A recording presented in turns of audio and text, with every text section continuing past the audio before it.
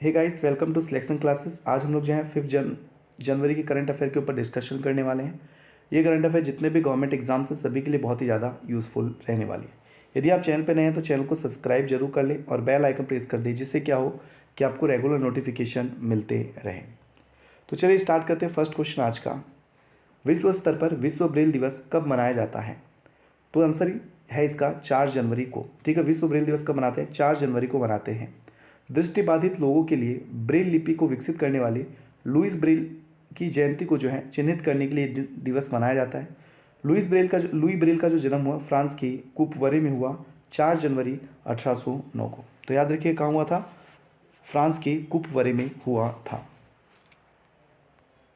अगला क्वेश्चन है कि हाल में जो है 67वें नंबर के ग्रैंड मास्टर, भारत के ग्रैंड मास्टर, शतरंज ग्रैंड मास्टर कौन बन गए हैं? तो उनका नाम है लियोन मेंडोका। क्या नाम है? लियोन मेंडोका है। इससे पहले जो थे जी आकाश थे। गोवा के 14 वर्षीय लियोन मेंडोका इटली में आयोजित इस टूर्नामेंट में तीसरा और आखिरी नॉर्म जीतकर भारत के 67वीं शतरंज ग्रैंड मास्टर बन गए हैं। गोवा के पहले ग्रैंड मास्टर इवाना मारिया फर्टोडा थे, जिन्होंने यह उपलब्धि 2011 में क्या की थी? हासिल की थी।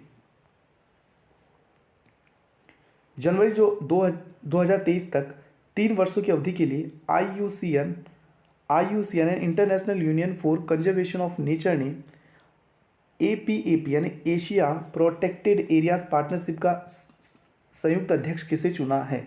ठीक है, यानी एपी और एपी का जो अध्यक्ष, संयुक्त अध्यक्ष चुना है, वो किसको चुना गया है? भारत को चुना गया है। भारत जो है दक्षिण कोरिया का स्थान लेने वाला है। पहले कौन था? दक्षिण कोरिया था। एपीएपी संस्था की अध्यक्षता IUCN international union for conservation of nature Asia के द्वारा की जाती है और इसका सह अध्यक्ष बना है Bharat. International union for conservation of nature का जो मुख्यालय है वो है ग्रंथी, स्विट्जरलैंड में। याद रखिए कहाँ पर है? स्विट्जरलैंड में आया हुआ है। International union for conservation of nature के जो सीईओ हैं वो हैं ग्रेटल एगुइलर। ठीक है, याद रखना, एगुइलर। और हम लोग बात करें कि आईयूसीएन के जो फाउंडर हैं, ठीक है, वो है जूलियन हक्सले। ठीक है, और जो इंटरनेशनल यूनियन फॉर कंजर्वेशन की जो स्थापना हुई वो 5 अक्टूबर 1948 को हुई। तो याद रखना, एपी के जो अध्यक्ष चुने गए हैं, भारत को चुना गया है। भारत नौसेना ने किस कंपनी के साथ जो है रेडिएशन डेजलर्स और लेजर डेजलर्स के तीव्र परिवर्तन के माध्यम से प्रकाश प्रवर्धन यानी कि लाइट एम्प्लीफिकेशन की खरीदी के लिए एक अनुबंध पर हस्ताक्षर किया है? ठीक है, तो ये बीईएल यानी कि भारत इलेक्ट्रॉनिक्स लिमिटेड के साथ जो है भारतीय नौसेना ने ये अनुबंध हस्ताक्षर किया है। इसका उपयोग दिन और रात दोनों के दौरान सुरक्षित क्षेत्रों में प्रवेश करने वाले संदिग्ध वाहनों, नाव, हवाओं, जहाज, समुद्री डाकुओं आदि को चेताने और रोकने के लिए गैर घातक प्रणाली के तौर पर किया जाता है। ठीक है, तो ये जो लेज़र डेजलर्स हैं, ठीक है, इसका जो अनुबंध यानी खरीदी के लिए अनुबंध किया गया बेल कंपनी के साथ, तो उसके पीछे रीज़न है देश की सुरक्षा। ठीक है, देश की सुरक्षा को ध्यान में रखकर ये निर्णय लिया गया। भारतीय इलेक्ट्रॉनिक्स लिमिटेड के जो अध्यक्ष हैं वो हैं एम.वी. गोमत। याद रखिएगा, एम.वी. गोमत जो हैं वो बेल के अध्यक्ष हैं। भारतीय इलेक्ट्रॉनिक्स लिमिटेड का जो मुख्यालय है यानी बेल का मुख्यालय बेंगलुरु में है। इसकी स्थापना 1954 में हुई थी। भारतीय नौसेना के जो प्रमुख है एडमिरल करमवीर सिंह है और भारतीय नौसेना की स्थापना 26 जनवरी 1950 को की गई थी।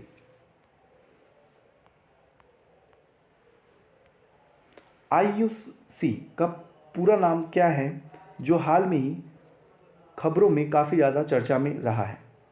Interconnect uses charges. ठीक है, याद रखिएगा, इंटरकनेक्ट यूजेस चार्जेस, ये आईयूसी का पूरा नाम है। भारतीय दूरसंचार नियामक प्राधिकरण यानी कि ट्राइन के अनुसार इंटरकनेक्ट उपयोग शुल्क यानी आईयूसी को 1 जनवरी 2021 से शून्य कर दिया गया है। आईयूसी का शुल्क भुगतान दूरसंचार कंपनी द्वारा अपने नेटवर्क से विभिन्न सेवाएं प्रदाताओं के लिए किए गए प्रत्येक कॉल के लिए किया जाता है।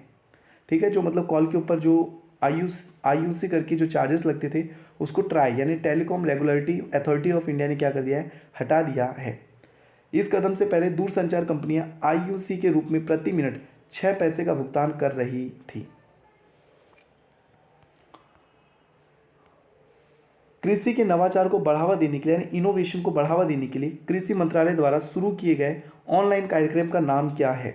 ठीक है, कृषि के अंदर इनोवेशन लाने के लिए, टेक्नोलॉजी को बढ़ावा देने के लिए हाल में कृषि मंत्रालय द्वारा शुरू किया गया ऑनलाइन कार्यक्रम क्या है? वो है एग्री इंडिया हैकथॉन। ठीक है, याद रखिए एग्री इंडिया हैकथॉन जो है ये इनोवेशन को खेती क्षेत्र में बढ़ावा देने के लिए लाया गया है। केंद्रीय कृषि और किसान कल्याण मंत्री नरेंद्र सिंह तोमर ने नई दिल्ली में वर्चुअली एग्री इंडिया हैकाथॉन 2020 का क्या किया? उद्घाटन किया है। चीन ने भारत के किस राज्य की सीमा के निकट तिब्बत की ल्हासा और निंगची, ठीक है, ल्हासा और निंगची शहरों को जोड़ने वाली एक रेलवे लाइन को शुरू किया है? तो किस राज्य की सीमा के निकट? तो याद रखना अरुणाचल प्रदेश। ठीक है, अरुणाचल प्रदेश की सीमा के निकट जो है ये रेलवे लाइन शुरू की गई है। हाल में किस संस्था ने कोरोना वायरस रोग यानी कोविड-19 के लिए ऑक्सफोर्ड एस्ट्राजेनेका के कोविशील्ड और भारत बायोटेक के कोवैक्सीन टीके को आपातकालीन उपयोग करने के लिए औपचारिक अंतिम मंजूरी दे दी है? तो वो संस्था कौन है जिसने ये मंजूरी दी है? तो है drugs controller general of India यानी DCGI। ठीक है, drugs controller general of India ने जो है कोवैक्सीन और कोविशील्ड करके जो 2 वैक्सीन हैं उनको आपातकालीन यूज करने की मंजूरी दे दी है। किस राज्य सरकार ने कला, संस्कृति और भाषा विभाग ने दक्षिणी राज्य तमिलनाडु की भाषा और संस्कृति को बढ़ावा देने के लिए तमिल अकादमी की स्थापना की है? ठीक है, तो याद रखिएगा भाई तमिल अकादमी की स्थापना हाल में किस राज्य सरकार ने? तो दिल्ली सरकार ने जो है इस तमिल अकादमी की स्थापना की है। और इसके जो सरकार ने जो है पूर्व पार्षद और दिल्ली के तमिल संगम एन राजा को जो है इसका उपाध्यक्ष भी चुन लिया है। ठीक है, तमिल अकादमी का उपाध्यक्ष एन राजा को चुना गया है। दिल्ली के मुख्यमंत्री अरविंद केजरीवाल और दिल्ली के राज्यपाल है अनिल बैजल और दिल्ली के कला, संस्कृति और भाषा मंत्री है मनीष सिसोदिया। याद रखिएगा दिल्ली के जो राज्यपाल हैं अनिल बैजल हैं। नई दिल्ली में राष्ट्रीय पुलिस K9 पत्रिका का उद्घाटन किसने किया? ठीक है, राष्ट्रीय पुलिस K9 पत्रिका का उद्घाटन किसने किया? तो वो अमित शाह ने किया है। अमित शाह हमारे क्या है? होम मिनिस्टर यानी कि गृह मंत्रालय को संभालते हैं। पुलिस सेवा यानी K9 PSK पुलिस सेवा के अर्थात पुलिस श्वान पुलिस डॉग्स विषय पर देश के लिए यह पहला प्रकाशन रिलीज किया गया है। यह एक अनूठी पहल है जो देश में पुलिस सेवा डॉग और K9 PSK टीमों से संबंधित विषयों की और अधिक समृद्ध करेगी। यानी एक बुक लॉन्च की गई है, एक पत्रिका लॉन्च की गई है जो राष्ट्रीय पुलिस और पुलिस डॉग से जुड़ी हुई पत्रिका है। भारत के सियाचिन ग्लेशियर को सुरक्षित रखने में अहम भूमिका निभाने वाले जाने माने किस पर्वतारोही की मृत्यु हो गई है? ठीक है, यानी भारतीय सियाचिन ग्लेशियर को सुरक्षित रखने में अहम भूमिका निभाने वाले जाने माने किस पर्वतारोही की मृत्यु हो गई? तो कर्नल नरेंद्र बुल कुमार हैं जिनकी क्या हो गई? हाल में ही डेथ हो गई है। उनका 1884 के ऑपरेशन मेघदूत की सफलता में अहम योगदान भी था। वह नंदा देवी पर चढ़ाई करने वाले पहले भारतीय भी थे। ठीक है, याद रखना नंदा देवी जो पर्वत शिखर है, ठीक है, उस पर चढ़ाई करने वाले पहले भारत भी थे। उन्होंने 1965 में माउंट एवरेस्ट, माउंट ब्लैंक और आल्प्स की सबसे ऊंची चोटी है माउंट ब्लैंक और बाद में माउंट कांगचेंगा पर भी चढ़ाई की थी। उन्होंने अपने साहसिक कार्यों के लिए बुल नाम की उपाधि भी हासिल की थी, इसलिए इनका नाम है कर्नल नरेंद्र बुल कुमार। दोस्तों उम्मीद करता हूँ आपको वीडियो पसंद आया होगा। वीडियो को ज़्यादा से ज़्यादा शेयर करें, लाइक करें और सब्सक्राइब करना ना भूलें। Good bye, take